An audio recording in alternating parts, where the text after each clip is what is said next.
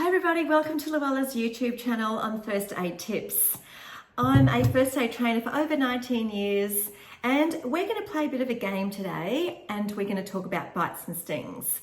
So I'd like you to leave any comments if you can, if you know what the answers are to some of the questions that I ask, because if you've done a first aid course then you probably do know some of the answers, so please leave a comment and let me know how you went. So in Australia, we have very dangerous creatures. We've got 11 of the 12 most dangerous snakes. We've got dangerous spiders, the funnel web. We've got the mouse spider up in North Queensland. We've got lots of creatures that can give you really nasty inflamed bites and allergic reactions, such as bees and wasps and fire ants. We've got scorpions in the ocean when you go for a swim. We've got lots of nasty jellyfish, like the box jellyfish, the irukandji. We've got things you can stand on. There's stonefish, stingrays, lots of nasty creatures. So in our first aid courses, we teach 4 treatments. We use either hot water, or as hot as can be tolerated, for 20 minutes for certain creatures. We use ice packs for certain creatures. Please always wrap the ice pack up though, because you don't want to cause an ice burn. We use what we call the pressure immobilization bandage, where you are using a heavy crate pressure bandage and stopping the person from moving on certain creatures. And we also use vinegar for some of our creatures. So let's see how you go. So if you were stung by a bee, please let me know what you do. All right, if you have commented that you use an ice pack, well done. Bees, wasps, fire ants, scorpions, what they leave is what we call inflammation. You get redness. I mean, who hasn't been stung by those creatures here in Australia? You get redness, it's hot to touch, it's painful. All right, people can get very bad anaphylactic or allergic reactions to them. If the person is having breathing difficulties, always call the ambulance. And if they are already anaphylactic, they may use an auto injector called an EpiPen or an Anapen, but that will come in a later video when I talk about anaphylactic reactions and how to help a person with their auto injector.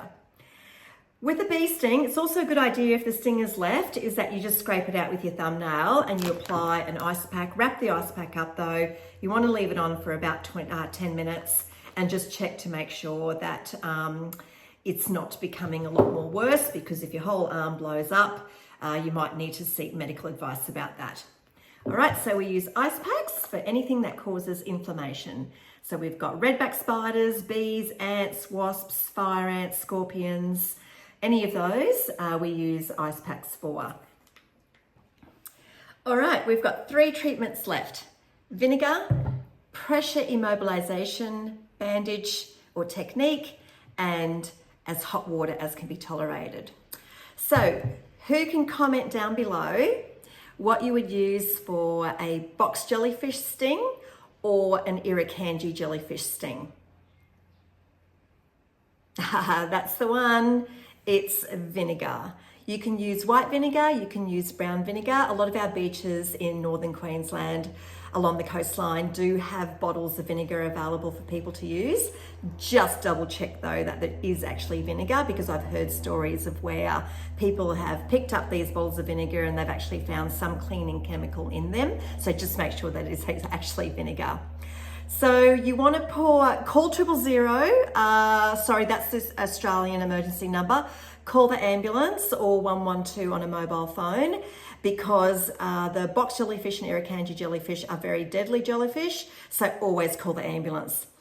You want to get them to a safe area. If you have vinegar available, pour the vinegar on the tentacles on the skin for at least 30 seconds. That's to help to neutralize any of the stinger cells that haven't yet fired off and popped poison into the person's body.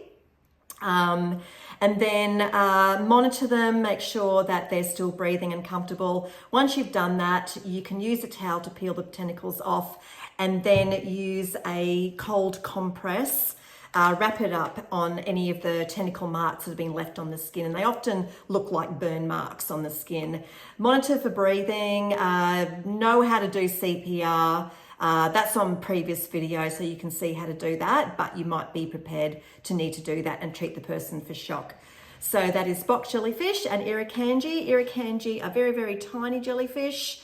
They are found along our coastline, and they're coming further south along the Queensland coast, and they're very, very hard to see in the water.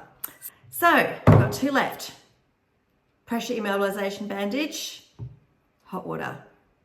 As hot as can be tolerated, by the way. Don't want to burn the person. Okay, so who can tell me what you use for stonefish and stingrays? Plenty of them. Yep, well done, amazing. It's actually as hot water as can be tolerated.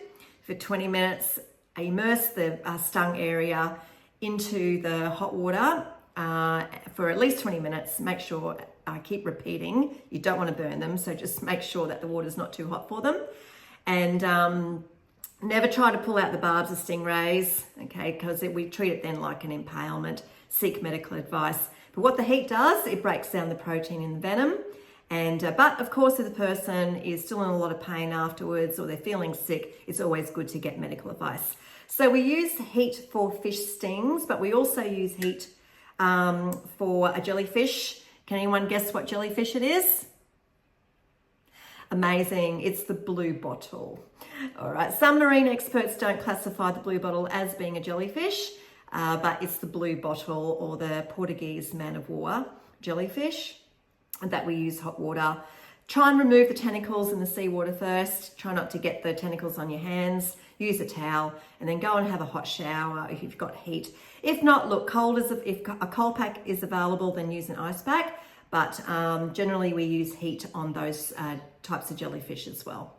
All right, well, the last thing is, and some of you might have already seen some of my videos on snake bites, especially my beautiful little niece Alexa's helping her mum with a snake bite, because mum is single mum, and it's always good that you do teach your kids on how to help you at home or their grandparents in case anything happens. So what creatures do we use this for? It's not just snakes. Can anyone comment?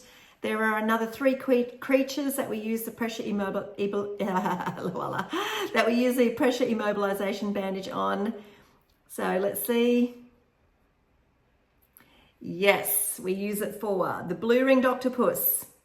We use it for the cone shell, and we also use it for the funnel web spider, but there is also a nasty spider, which is the same sort of family as the funnel web. It's called the mouse spider, which is found in northern Queensland, and we use the pressure immobilization technique, where you apply pressure to the entire limb and then you stop that limb from moving, but you will see that on a previous video that I have already made. Anyway, what have you got that's nasty in your country? Do you have those nasty creatures? Do you know what to do for those creatures as well? If not, I highly recommend that you go and do a first aid course with a provider in your country to get the latest information on what to do, because some of these creatures can actually kill you, or if the person has a really bad anaphylactic reaction and can't breathe, then yes, they can be quite nasty. So until next time, all right, stay well everybody. Bye.